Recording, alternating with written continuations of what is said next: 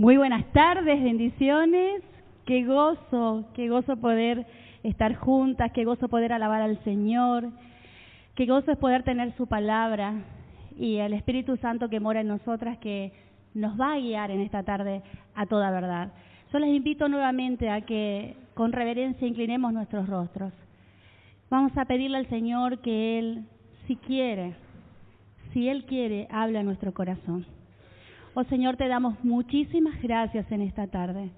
Alabamos y bendecimos tu nombre, reconociendo que solo tú eres Dios y que estás en control de todas las cosas, Señor. Gracias porque soberanamente reinas, gobiernas este mundo y nuestras vidas, Señor. Gracias te damos por tu palabra. Llénanos, como cantábamos, de tu verdad y que podamos llevar mucho fruto y ese fruto permanezca para gloria y honra de nuestro Señor y Salvador Jesucristo. Aquí estamos delante de ti, Señor. Toma nuestros corazones, enséñanos. Tenemos sed de ti, Señor, sed de tu palabra. Queremos aprender de ti, queremos honrarte y vivir para tu gloria, Señor. Bendice a cada mujer que en esta tarde tú has atraído hacia ti, Señor, porque tú las has atraído a este lugar. Gracias por tu gran misericordia. Te ruego que tú las bendigas. En el nombre de Cristo Jesús oramos. Amén, Señor. Amén. Muy bien, como ustedes saben, estamos estudiando el libro de Esther. Lo estamos haciendo de manera expositiva y hoy vamos a estar viendo el capítulo 6 del libro de Esther. Y el título de esta predicación es Ni casualidad, ni coincidencia, sino providencia. Ese es el título de este mensaje. Ni casualidad, ni coincidencia, sino providencia. Yo quiero preguntarles a ustedes, no hace falta que me respondan, pero respóndanse ustedes ahí, cada una en su lugar. ¿Existen las casualidades? ¿O hasta aquí pensaste que las casualidades existían y que las coincidencias existen? Puesto que Dios está a cargo de todo este mundo, no hay coincidencias ni casualidades. Silvia leyó la definición de lo que era la casualidad al principio, de lo que era la soberanía de Dios, pero yo quiero leer lo que es la casualidad, pero desde la perspectiva bíblica. Creo que en un solo lugar se menciona esta palabra en el Nuevo Testamento. Y esa definición es el resultado de la providencia o el gobierno divino de Dios sobre los acontecimientos. Totalmente distinto al concepto que quizás teníamos de lo que significa la casualidad. El resultado de la providencia o el gobierno divino de Dios sobre todos los acontecimientos. Es decir, que lo que nos parece una casualidad a nosotros realmente está supervisado por un Dios soberano que conoce el número de cabellos de cada cabeza, como dice Lucas 12:17. Jesús dijo también allí en Mateo 10:29 que ni siquiera un gorrión cae en el suelo sin que nuestro Padre se dé cuenta. Y en Isaías 46, versículos del 9 al 11, yo le animo que la que tenga para anotar después pueda ver en sus casas y volver a leer estos pasajes. Allí Dios afirma categóricamente que Él está en el control de todo, de todo. Acordaos, dice la palabra del Señor, de las cosas pasadas desde los tiempos antiguos, porque yo soy Dios y no hay otro Dios, y nada hay semejante a mí, que anuncio lo por venir desde el principio y desde la antigüedad, lo que aún no era hecho, que digo mi consejo permanecerá y haré todo lo que quiero, que llamo desde el oriente al ave y de la tierra lejana al varón de mi consejo. Yo hablé y lo haré venir, lo he pensado y también lo haré. Él está en control de todo, de todas las cosas y de todas las circunstancias. Es decir, que la coincidencia no puede ser la explicación, el sostén y la explicación de las cosas. Un escritor dijo que darle a la coincidencia el crédito por todo lo que un ser humano ha vivido es un premio demasiado grande. Es como atribuir a una hoja seca que cae de un árbol el mérito de haber dado sombra a toda una casa. En la historia de hoy veremos no casualidades, sino Dios obrando soberanamente y providencialmente. Vamos a leer el pasaje. Dice así el capítulo 6 de Esther. ¿Estamos todos ahí? ¿Encontramos? Capítulo 6, vamos a leer desde el versículo 1 y vamos a leer, tiene 14 versículos, pero vamos a leer hasta el 13 nada más.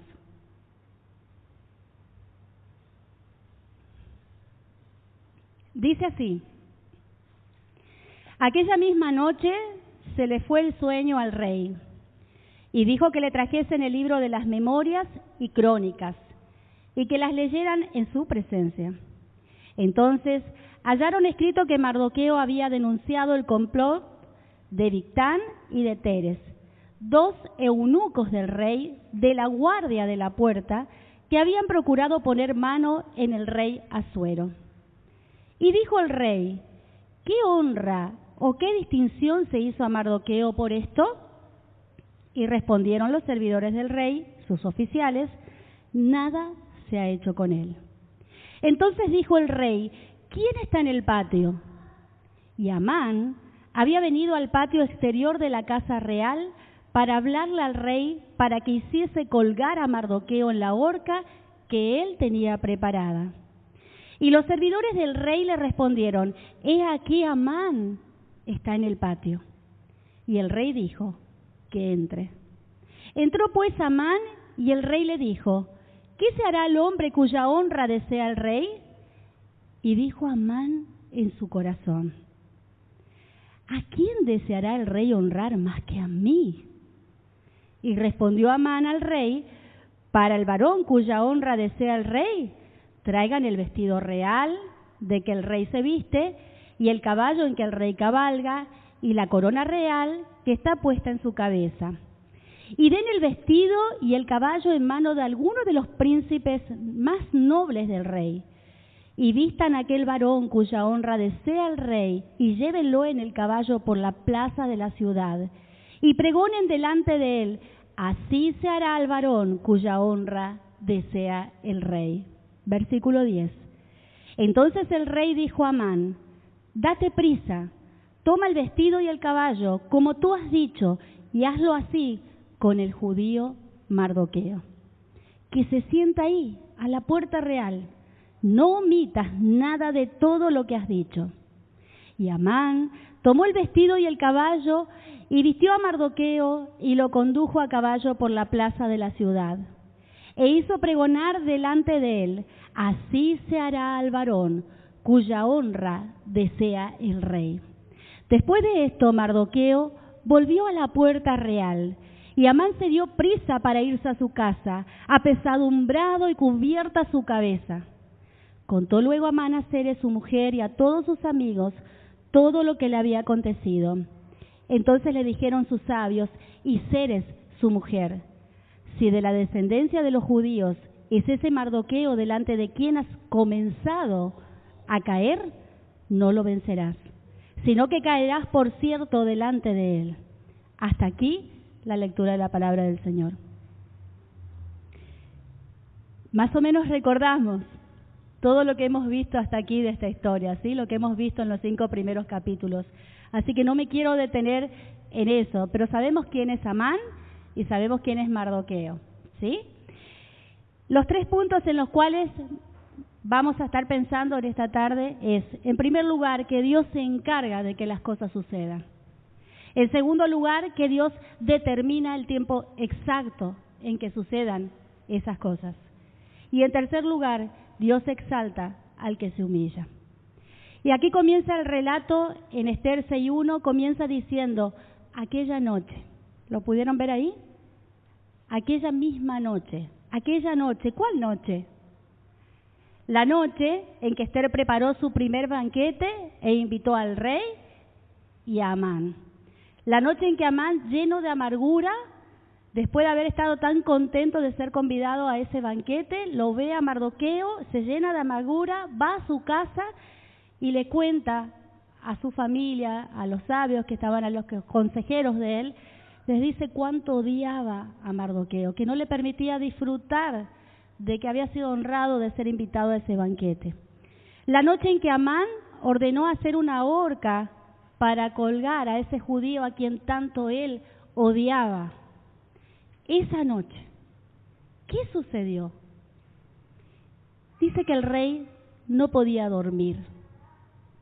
El momento en que ocurre este episodio de insomnio del rey es sumamente oportuno y es indicio de que hay un factor superior al azar, que está totalmente involucrado en los acontecimientos. No es casualidad. No es casualidad que el rey haga traer el libro de las crónicas, el libro de las memorias y crónicas, y que lea el escrito sobre Mardoqueo. No puede ser el resultado de la coincidencia o de la casualidad de este hecho. El libro de las crónicas era un documento donde se asentaban todos los eventos significativos del rey. Es el rey allí con insomnio, dice, traigan ese libro, y justo podemos decir, leen acerca de la historia de Mardoqueo. ¿Qué hallaron en esos registros? En los registros descubrió el relato de cuando Mardoqueo informó el complot que Bigtana y Teres, que eran 12 eunucos que cuidaban la puerta de las habitaciones privadas del rey, habían tramado asesinar al rey Jerjes o al rey Asuero. De todas las crónicas del rey, como dije, justo leen esta historia. ¿Es una coincidencia? No, no es coincidencia. Es inevitable concluir que hubo una participación providencial de Dios. Dios está obrando ¿para qué? Para proteger a su pueblo, porque de su pueblo, de ese pueblo, ¿quién iba a venir? El Mesías, el Salvador. En el versículo 3, el rey pregunta, ¿qué recompensa o reconocimiento le hemos dado a Mardoqueo por este acto?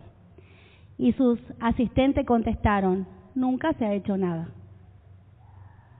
Y esto realmente era algo que el rey siempre hacía, honraba o favorecía a alguien que quizá mostraba lealtad al reino. Pero en este caso no se hizo nada. Podemos ver también aquí la providencia de Dios. Él controlando todos los sucesos, porque providencialmente Él retrasa la recompensa a Mardoqueo hasta el momento preciso en que Él sabía que los judíos, su pueblo, iban a necesitar una liberación sobrenatural.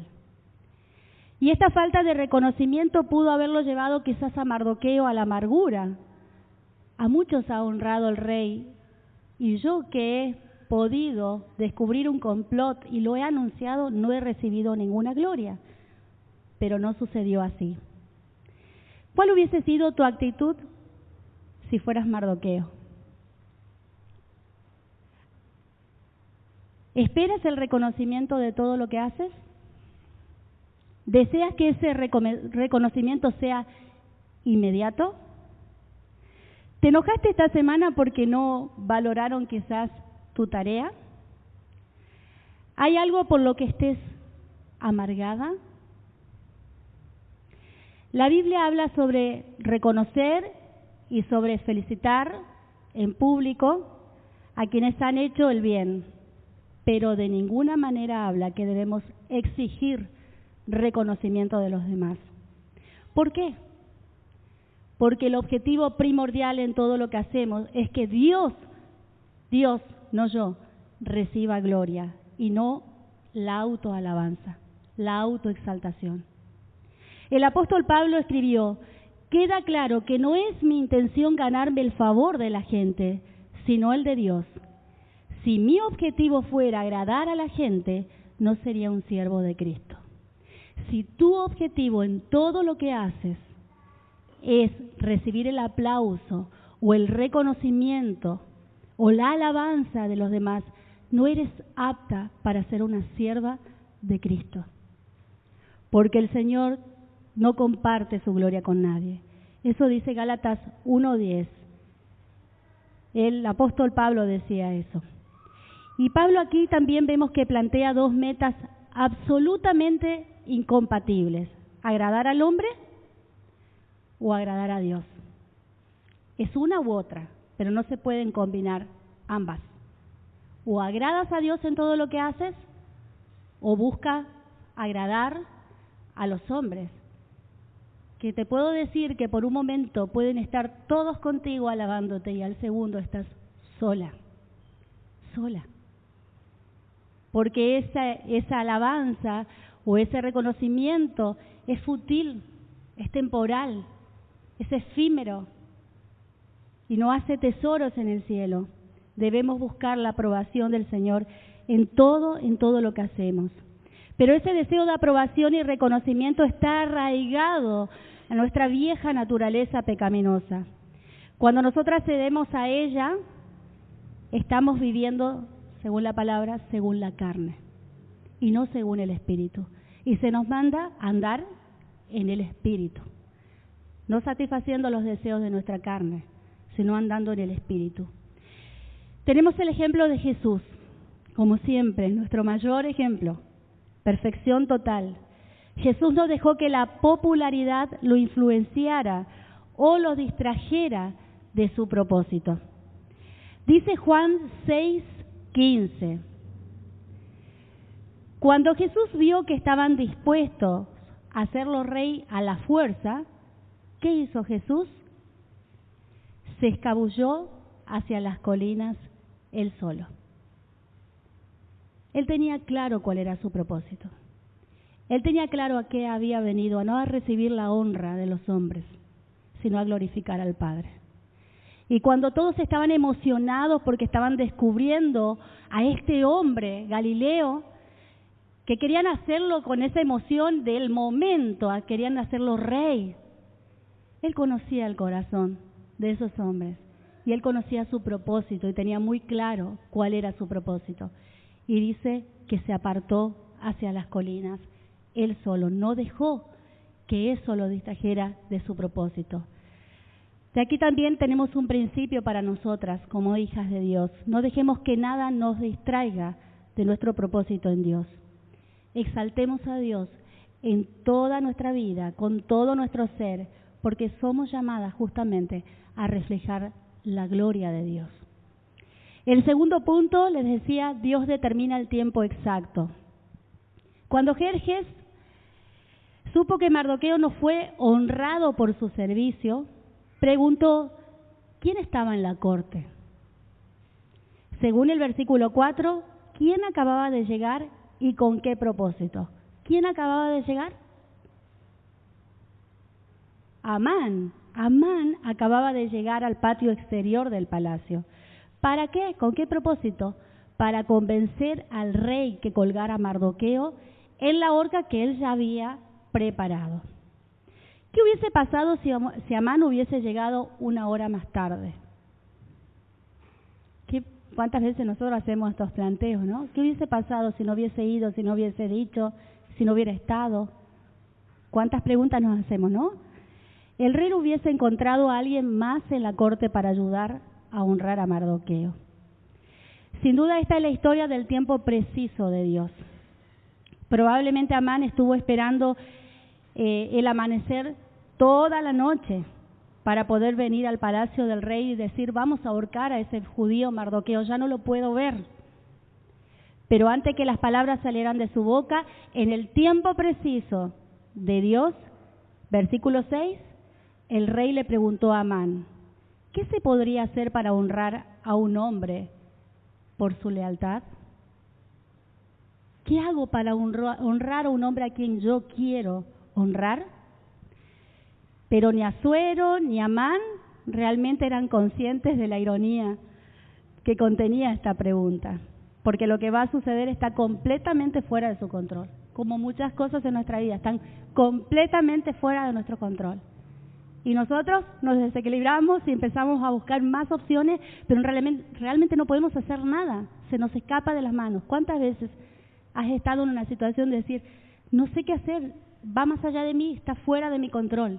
El Señor nos lleva a esos lugares para que reconozcamos nuestra pequeñez y su grandeza. Dios está en control de todas las decisiones y planes En este mundo nada pasa por casualidad. Dios es soberano y la soberanía de Dios es su derecho, como decía mi hermana, y poder para hacer todo lo que Él decide hacer, todo lo que Él quiere hacer, como decía Job en el capítulo 42, versículo 2.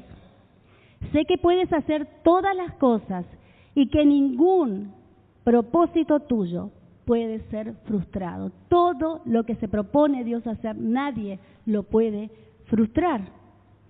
Cuando Dios decide hacer algo, lo hace en el tiempo correcto, exacto, ni antes ni después, y nadie puede detenerlo. Eso es soberanía. ¿Cómo anima esta verdad nuestro corazón? Saber que Dios también está gobernando soberanamente en cada circunstancia de nuestras vidas. Y que para aquellos que aman a Dios, todo es para bien. Todo. Los que conforman su propósito son llamados, dice la palabra. En el versículo 6, miren un poquito la segunda parte del versículo.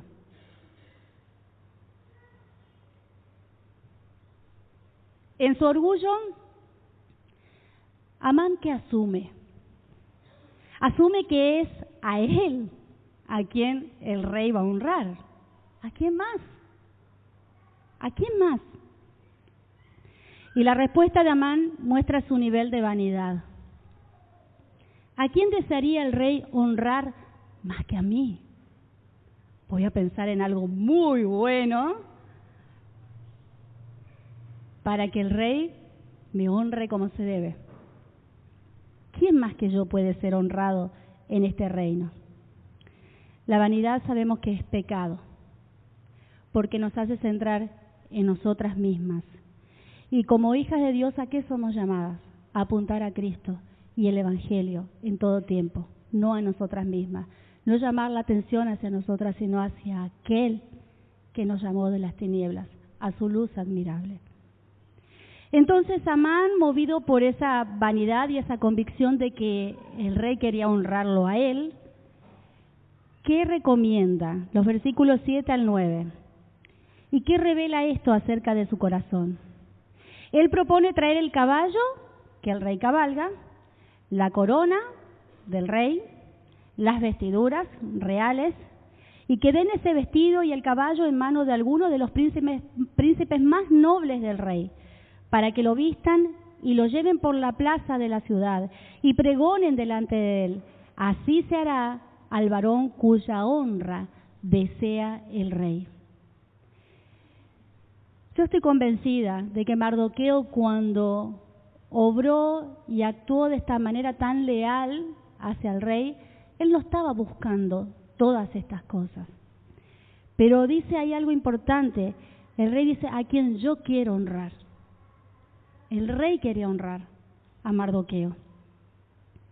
Amán sugirió honores incluso mayores que lo que recibió José. Y eso lo pueden ver allí en Génesis capítulo 41. ¿Qué revela esto acerca del corazón? Le preguntaba hace un instante. Que Amán quería el lugar del rey. Por eso pide el caballo del rey. Quería la gloria del rey, por eso pide las vestiduras reales del rey. Quería la honra, por eso pide la corona del rey. Eso era lo que había en el corazón de Amán. Eso era lo que salió a la luz. Que no seamos halladas, hermanas y amigas, culpables de querer robar la gloria a Dios. Como dije, Él no comparte su gloria con nadie. Cuando nosotras tomamos las circunstancias, aunque vemos que se escapan de nuestras manos y queremos tomar el control, estamos queriendo usurpar el lugar de Dios. Creemos que nosotras podemos hacer mejor las cosas que Dios y estamos robándole la gloria a Dios. Demos la libertad a Dios de que Él actúe como Él quiere, porque en vano lo vamos a hacer. Su propósito será hecho, porque Él controla todas las cosas y todas las circunstancias de nuestras vidas. En tercer lugar, Dios exalta al que se humilla. Y al rey dice la palabra que le agradó la propuesta de Amán, le agradó. Y para sorpresa de Amán, le ordena a él hacer esta tarea. Y no omitir, le dice, no omitas nada de lo que has dicho. Hazlo así con el judío Mardoqueo. Amán se da cuenta tarde. Pongámonos por un momento en su lugar. ¿Qué pudo haber sentido en ese momento? Si antes odiaba a Mardoqueo, ahora lo odiaba más. Si antes estaba amargado, ahora tenía más amargura. Si antes no podía disfrutar porque realmente era un hombre que había sido reconocido por el rey, ahora ya nada le importaba. Nada tenía peso. Dice Mateo 23:12, el que quiera buscar, la que quiera buscar, y después vamos a ver también el Mateo 20:26.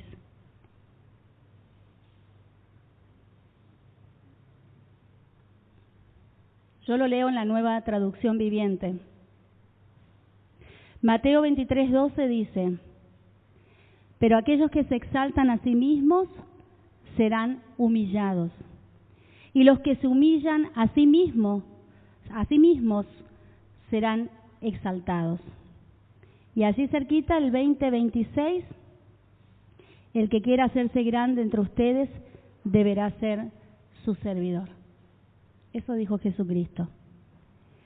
En el primer pasaje que leímos, aquellos que se exaltan a sí mismos serán humillados y los que se humillan a sí mismos serán exaltados.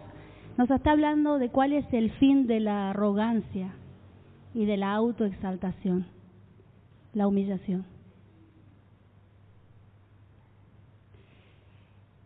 Y cuando el Señor establece este principio tan importante de sus seguidores, les dice, ustedes, el que quiera hacerse grande va a ser un servidor. Esa es la clave para un liderazgo hermoso, que edifica a otros. Yo sé que nos llama la atención muchas veces ver liderazgos, siervos que tienen mucho carisma, tienen mucha llegada y son muy elocuentes, y empezamos a admirar al hombre en lugar de admirar a Dios. Ni siquiera pensamos en lo que está predicando, porque nos atrae la forma de hablar o ese estronismo que puede llegar a tener ese siervo. Pero ¿cómo podemos nosotros distinguir a un siervo del Señor? Porque es un siervo. Sabe que es un esclavo de Cristo. Sabe que él debe apuntar a Cristo y no hacia él. Nosotras también imitamos a Cristo cuando servimos, y más aún cuando brindamos un servicio, ¿saben cómo? Gozoso. Yo les pregunto, ¿cómo es el servicio que ustedes brindan al Señor? ¿Con gozo? ¿Es gozoso o les pesa hacer la tarea que el Señor les encargó?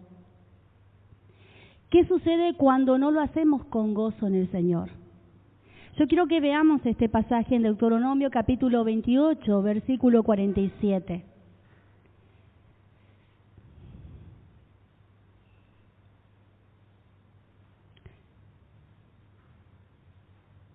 Y también el 48, 28, 47 y 48. Por cuanto no serviste al Señor tu Dios con alegría, escuchemos bien esto. Por cuanto no serviste al Señor tu Dios con alegría y gozo de corazón, por la abundancia de todas las cosas, versículo 48, servirás por tanto a tus enemigos que el Señor enviará contra ti. Es cosa seria como servimos para el Señor. Él establece la manera que quiere que le sirvamos. ¿Cómo dice? Con alegría y con gozo de corazón. Tenemos también un conocido salmo que dice, servid al Señor con alegría. Y 2 Corintios 9:7 dice, cada uno haga como propuso en su corazón, no con tristeza ni por obligación, porque Dios ama al dador alegre. A veces utilizamos esto cuando vamos a dar nuestra ofrenda al Señor, pero en realidad es todo lo que vos puedas ofrendar, tu tiempo, que no es tu tiempo. Tus dones, que no son tus dones, son del Señor. Tus recursos, que no son tuyos, son del Señor. Pero cuando vos das de eso que el Señor te dio, dice, no lo des con tristeza, no lo hagas por obligación, porque Dios que espera que lo hagas, ¿cómo? Con gozo. Con gozo. Esa es la manera que el Señor quiere que le sirvamos. Jesús se dio a sí mismo como ejemplo de lo que decía, lavando los pies de sus discípulos como un esclavo. Ese es el ejemplo que el Señor nos dio. Y cuando Jesús colgaba de la cruz, aparentemente débil y completamente indefenso para los ojos humanos, Él estaba guiando a una gran multitud a la gloria. Ese era el propósito de su sumisión y obediencia al Padre. Cristo se humilló al aceptar por amor la humillación de la cruz, pero lo hizo voluntariamente. Voluntariamente se sometió a una muerte que realmente era vergonzosa, con el propósito de redimirnos, de redimirte, de comprarte para Él, para que vivas para Él y no para ti, para que lo honres todos los días de tu vida, para que le temas todos los días de tu vida. Para eso el Señor sufrió la humillación, fue a la cruz para comprarte. Eres posesión de Dios, eres suya. Por lo cual, Filipenses 2:9 dice que Dios lo exaltó a lo sumo y le dio un nombre que es sobre todo nombre. ¿Cuál es ese nombre? Señor. ¿Para qué? Para que toda rodilla se doble y confiese que Él es el Señor. Jesucristo se humilló y Dios lo exaltó a lo sumo, hasta lo sumo. Primera de Pedro 5:6 dice, humillaos pues bajo la poderosa mano de Dios, para que Él os exalte cuando fuere tiempo. No vine acá para escuchar que debo humillarme, que debo rendirme. Vine para que me levanten el ánimo y me hagan sentir amada.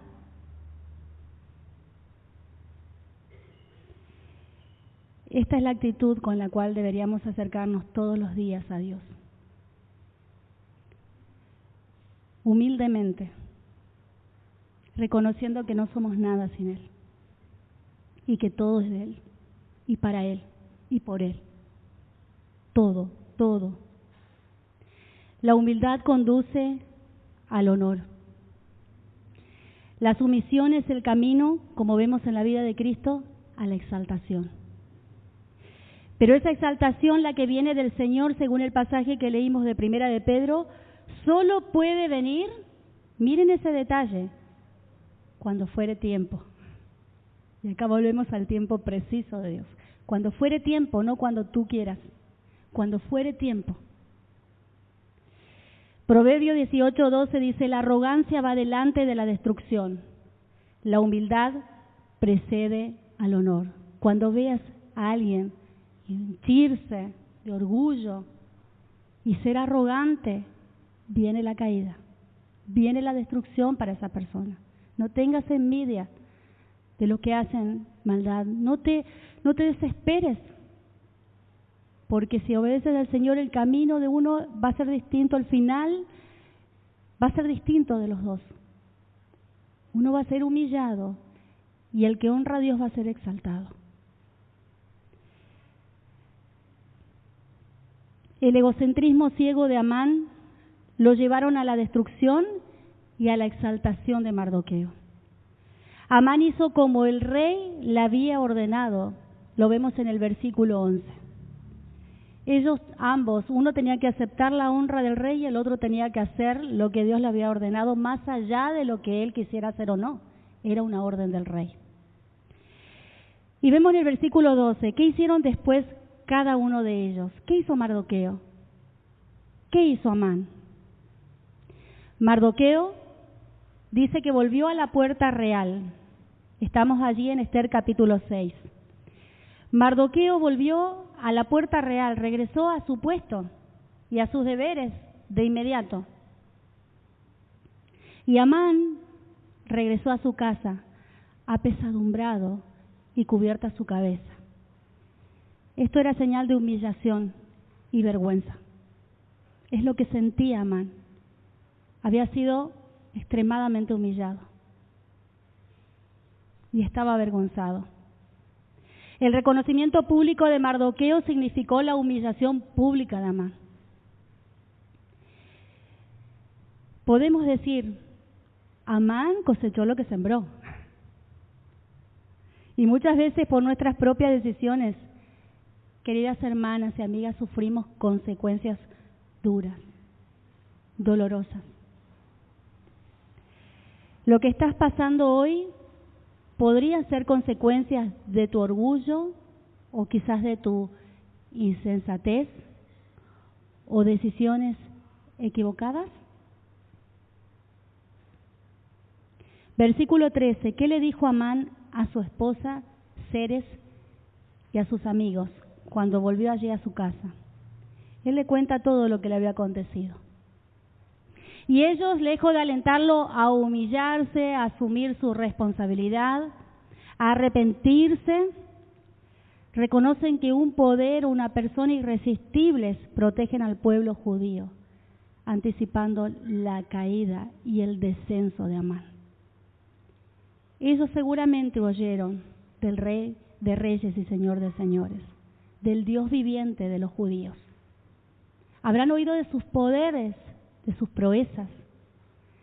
Si ese hombre que te ha humillado es de origen judío, jamás tendrás éxito con tus planes contra él. Será tu ruina seguir oponiéndote a él. Ojo, tengamos cuidado de oponernos contra aquellos que son del pueblo de Dios, contra aquellos que han sido apartados para salvación. Ojo, con quizás ser de tropiezo, querer ser de tropiezo para líderes piadosos que aman a Dios y que quieren agradar a Dios. Porque tu fin va a ser la destrucción, porque Dios es celoso de su pueblo. Y si alguien está arriba, es porque Dios lo puso allí. Y si alguien está humillado, es porque Dios lo puso allí. Él hace como quiere, como le place.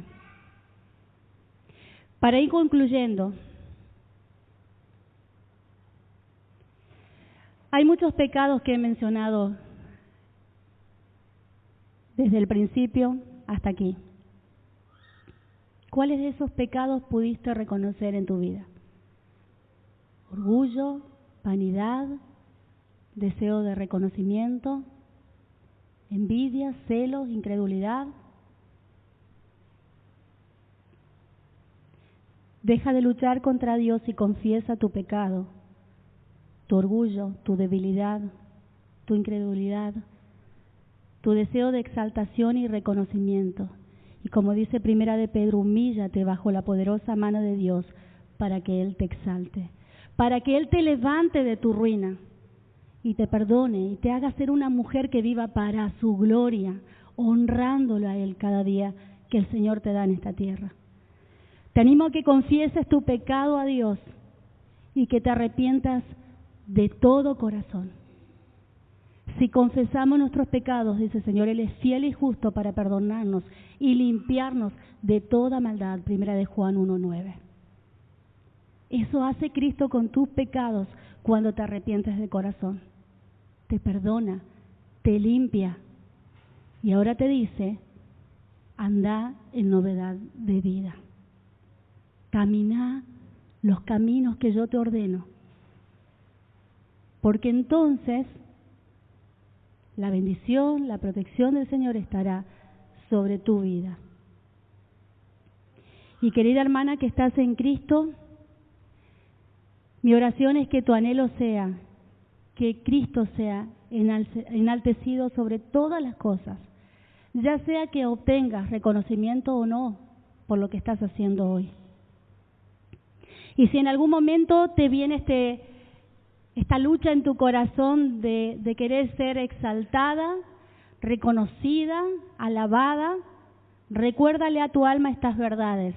Memoriza estos versículos para que el Espíritu traiga a tu corazón en el momento de la tentación, en el momento en que te ves tentada a dejar todo porque nadie ve lo que haces, nadie valora lo que haces. Dice una de las verdades, 1 Corintios 15:10, por la gracia de Dios soy lo que soy. O sea, yo no soy lo que soy porque soy yo, soy lo que soy porque Dios está en mí. Otro pasaje, 2 Corintios 3:5, no que seamos competentes por nosotros mismos para pensar algo como de nosotros mismos, sino que nuestra competencia proviene de Dios. Si en algo eres competente, si en algo eres útil para la obra de Dios, quiero decirte que esa competencia, como dice aquí, proviene de Dios. Sin Él no podrías hacer nada de lo que vos crees que haces bien. Nada. Y 1 Corintios 4:7 es otra verdad que deberíamos recordarla a nuestra alma. ¿Qué tienes que no hayas recibido? Si lo recibiste, ¿por qué te jactas como si no lo hubieras recibido? ¿Qué orgullo puedes tener? Si todo lo que tenés no podés decir es mío, es del Señor. Todo lo bueno que podamos ver en una persona es Dios, obrando en esa persona, en un vaso frágil, en un vaso de barro. El Señor puso su espíritu para que esa persona pueda enseñar, pueda servir, pueda edificar, aconsejar, lo que fuere que esté haciendo. Es el Señor. No hay jactancia, no hay lugar para la jactancia, no hay lugar para el orgullo en nuestros corazones. Todo proviene del Señor. Que al terminar tu día, tu jornada laboral, cada día, puedas decir de todos tus esfuerzos, no yo, sino la gracia de Dios que estuvo conmigo. Yo las animo a que ustedes puedan poner en un lugar visible esto, ¿no? Para recordarle a su alma, no yo no pude hacer nada de esto si la gracia de Dios no hubiese estado conmigo. Él me sostuvo, Él me sostiene y Él me sostendrá. Y aun cuando peine canas, Él va a estar conmigo, sosteniéndome.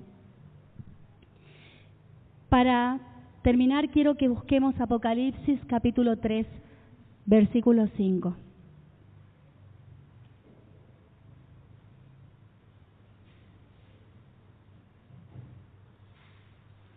Apocalipsis capítulo 3,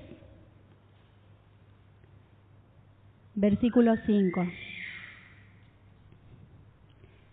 Léanlo un segundito.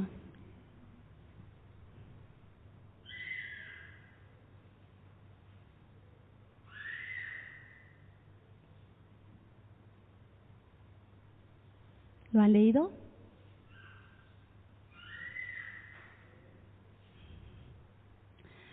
Una promesa que no es para todos, es para sus hijas, para sus hijos. No es para el que dice ser hijo, sino para aquel que Dios considera hijo e hija. El que venciere será vestido de vestiduras blancas, y no borraré su nombre del libro de la vida, y confesaré su nombre delante de mi Padre y delante de sus ángeles. ¿Puede ver la similitud con la historia que vimos hoy? El que venciere, el que perseverare hasta el final, será vestido de vestiduras blancas, limpias, ya no va a luchar con el pecado. No borraré su nombre del libro de la vida. Y no lo va a confesar delante de la plaza donde están los ciudadanos de esta ciudad, sino delante de mi Padre y delante de sus ángeles. Bendita la gracia del Señor. No merecemos nada, pero por Cristo el Señor nos promete esto. Así que alégrate de que tu nombre está escrito, no en las crónicas y las memorias de un rey temporal que pasó, que ya no está, como tantos reyes poderosos han pasado y seguirán pasando. Alégrate porque tu nombre está escrito en el libro de la vida. Y porque vas a ser vestido no con las vestiduras de un rey de este mundo, sino con las vestiduras que hablan de ese gozo y esa alegría que vamos a tener plena en la presencia de nuestro Señor y Salvador Jesucristo. Gloria al Señor. Amén. Oh Señor, cuán grande es tu gracia para con nosotras. Que una vez más, Señor, de pura gracia, nos trajiste hasta aquí. Y nos confrontaste, Señor, con la realidad de nuestro corazón, con nuestro pecado. Señor, líbranos del orgullo. Perdónanos. Perdónanos, Señor, por buscar quizás reconocimiento. Porque ese orgullo quizás a muchos le ha impedido venir a Cristo y decir, te necesito. Te necesito, Señor. Reconozco mi pecado y me afrenta. Y reconozco que por mis pecados tú te humillaste y fuiste a la cruz para comprarme. Creo en esa obra, Señor. Señor, obra salvación por medio de tu Espíritu. Convence de pecado, de justicia y de juicio en esta tarde. Para que arrepentidas podamos venir a ti, Señor. Gracias, porque un día a muchas de las que estamos aquí, Señor, tú nos perdonaste, nos llamaste a salvación y estás con nosotras santificándonos cada día por medio de tu palabra, Señor. Gracias por tu Espíritu que nos convence de pecado. Gracias por esta promesa maravillosa de que nuestros nombres están escritos en el libro de la vida y que seremos vestidas de vestiduras blancas, Señor, resplandecientes por pura gracia, porque Cristo lo hizo posible, porque Él vivió esa vida perfecta que nosotras no podíamos vivir. Y solo por Él podemos venir a ti, porque Él es el camino, la verdad y la vida. La gloria y la honra sea a tu Hijo Jesucristo. Oramos en su nombre. Amén, Señor. Amén. El Señor las bendiga.